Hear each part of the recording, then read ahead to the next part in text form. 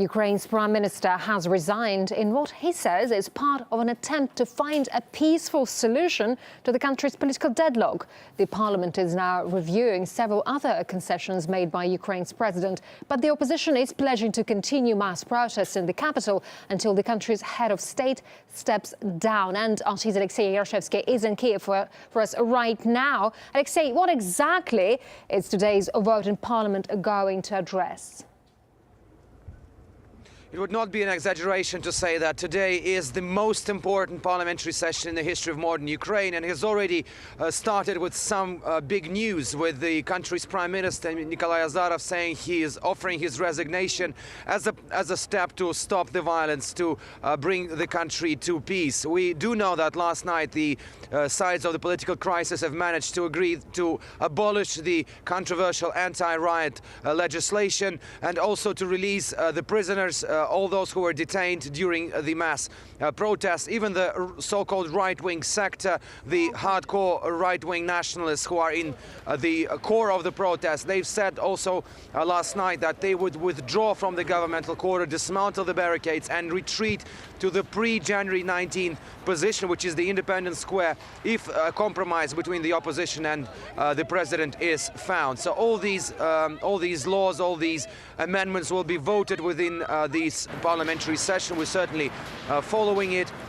Also, we do understand that, even judging by this statement by the right-wing sector, that the opposition would not completely remove the protests. It would continue on the Independence Square until they get what they want, which is the resignation of the president. In the latest news, that the government is stepping down, it will be interesting to see whether the opposition would actually be willing to take the job, because we do know that one of the leaders of the opposition has already refused to take Prime Minister's job when he was offered it by the president. In other news, we also do know that EU's Foreign Affairs Chief Catherine Ashton is coming over to Kiev tonight, even though she was meant to come at the end of the week. But we're still unclear. We have no information as to why she decided to come earlier to the Ukrainian capital. Certainly, we're following all the developments on this very turbulent story. Sure, Alexei Yarshevsky in Ukraine. Thank you very much indeed. And let's now discuss the political developments in Ukraine with Ben Aris, editor and publisher of Business New Europe, who joins us now live from Moscow. Ben, thank you very much indeed for your time now. So Azarov has said that he resigns because he wants to calm down protesters, because he wants a peaceful resolution of the crisis. Do you think it will be enough? I'm not sure it will be. Clearly, the government are looking for options for ways of placating the opposition. I mean, the violence has been escalating, and now it's spread into the regions. The whole country is in uprising. And so Yanukovych and his government are in an increasingly difficult position, and they're trying to actually cool tempers. But the opposition has said time and time again that they will stop short of nothing except new elections. And Yatsenyuk, one of the Troika leaders, has already refused the job of Prime Minister. So the question of who's going to take over remains open. I'm pretty sure none of the opposition leaders will step into that role if they were offered the job.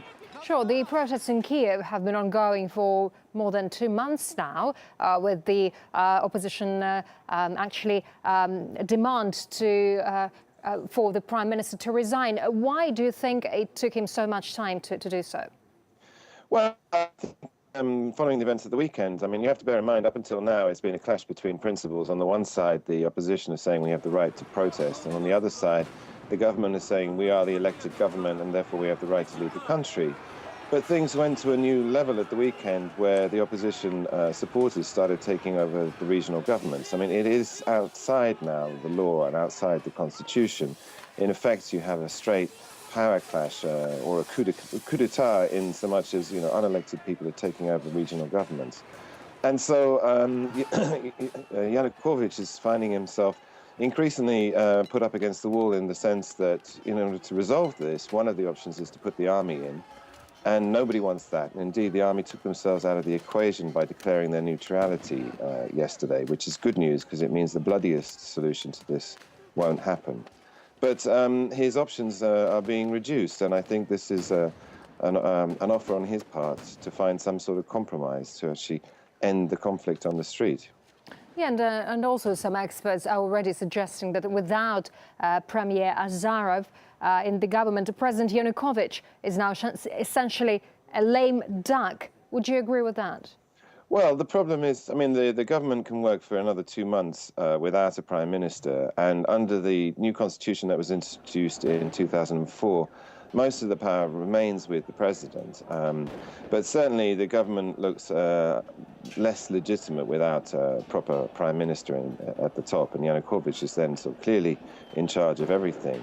And for the opposition, that's going to be even less acceptable, I mean, less legitimate government. But it does mean that his authority has been reduced and just throws the whole politics of the situation into chaos.